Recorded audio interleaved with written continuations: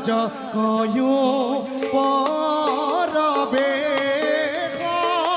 আরে গহি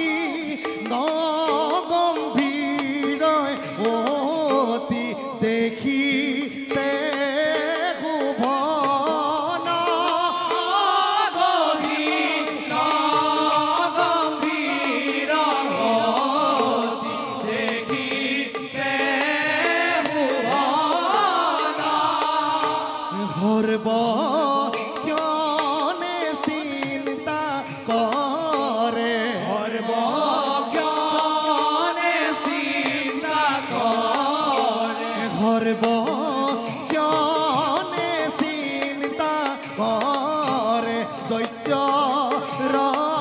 কল্যাণ হরে রাম হরি রাম হরি বোলা হর বজন রাম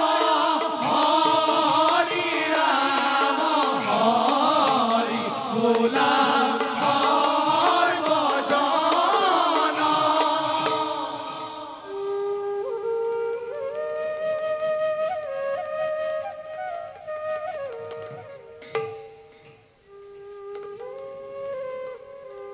গুরু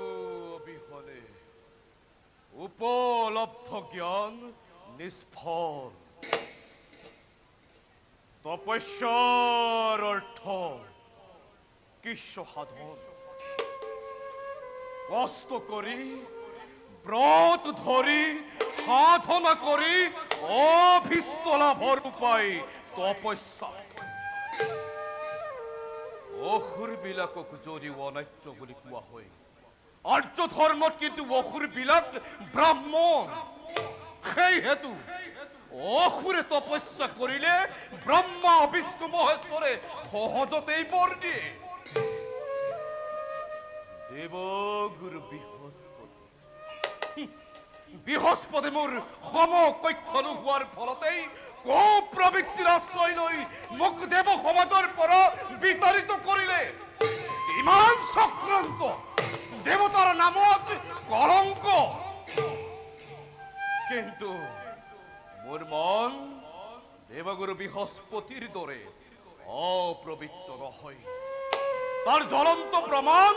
কচ শক্ৰদোহীৰ পুত্ৰ বুলি জানিও মই কচক প্ৰত্যাখ্যান কৰা নাই মই তাক দেৱৰ দুৰ্লভ মৃত সঞ্জীৱনীৰ মন্ত্ৰ দিম প্ৰিয়জনৰ প্ৰত্যাখ্যিত অভিমানে সকলো শেষ কৰি দিলে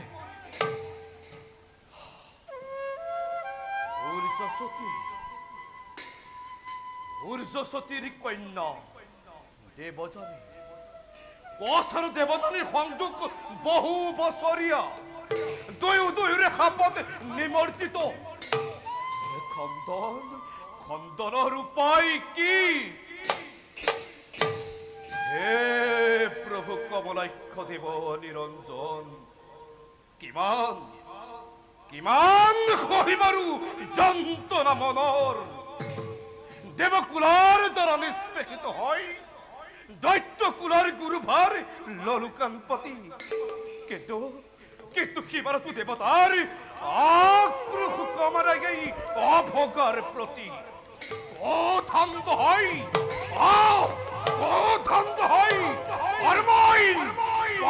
মই পলকতে নাখিব চাব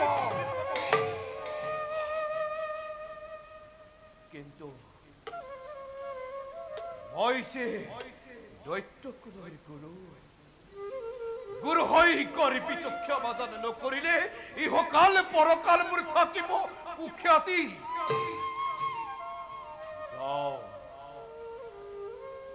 মনৰ এই কলুষিত নাখিবৰ হেতু গুৰু মোৰ শংকৰ গুৰু গৈ আৰাধনা